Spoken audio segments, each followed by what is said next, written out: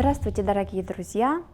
Я Гайсарова Гульназ Раисовна, педагог-хореограф. Сегодня мы с вами продолжаем уроки освоения основ башкирского женского танца. Разговор пойдет сегодня о дробях и дробных выстукиваниях и дробных движениях. Эти дробы и дробушки очень большое место занимают в башкирском женском танце. Основная дробь, которую мы называем трилистник, состоит из полудроби и двух притопов. Показываю. Руку ставлю на пояс, и эти дроби у нас исполняются опять же, на полусогнутых мягких коленях. Дробь исполняется на один такт. На раз мы проделываем 3 движения, то есть 3 удара. Раз. Это у нас полудробь, который исполняется на раз. На раз. Раз. Раз. Чуть быстрее делаю. Раз. То есть удар идет каблуком, опускаем с ударом носок, приставляем с ударом правую ногу. Все это составляет счет раз. Раз. На эту полудробь мы добавляем 2 притопа. Сначала с правой ноги, потом с левой ноги.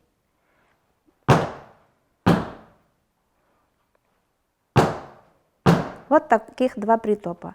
И теперь я соединяю, и у нас получается башкирская дробь, трилистник. Раз и 2. Раз и 2. Раз и 2. Сейчас хочу исполнить сначала 4 раза полудробь, только полудробь, который тоже используется в танце. Раз и 2. И раз и 2. Раз и 2. И раз и 2.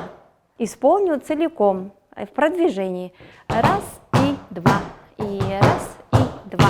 И раз и 2. И раз и 2. К этой дроби основной мы добавляем притопы, удары каблука, вот такие вот ударяющие движения каблуком в различных ритмах, приставные шаги с ударом тоже, да, каблука, и раз, и 2, и раз, и 2.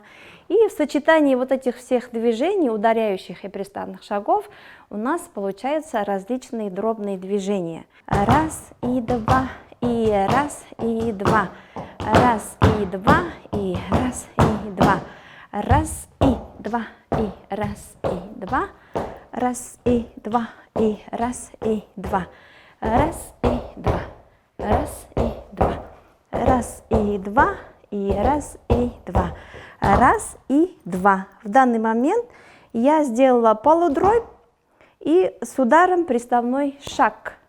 Раз и 2, раз и 2, раз и 2, раз и 2.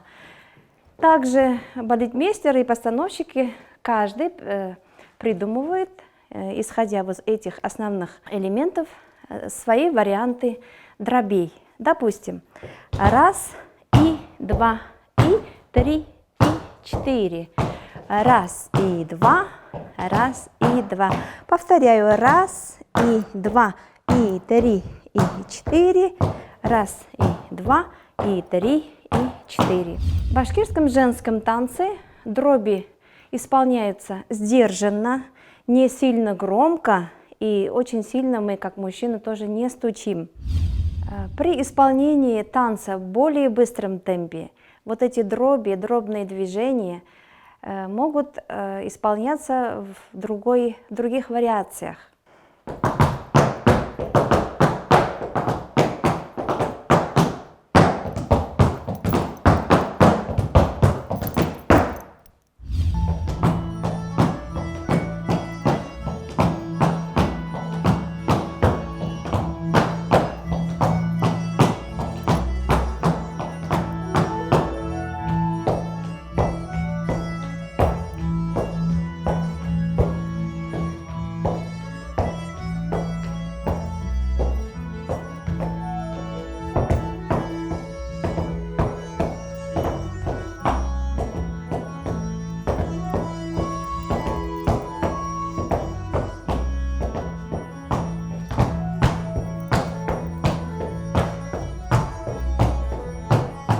Подведя итог по теме дроби, я хочу напомнить, что дроби исполняются при мягких коленях, полусогнутых.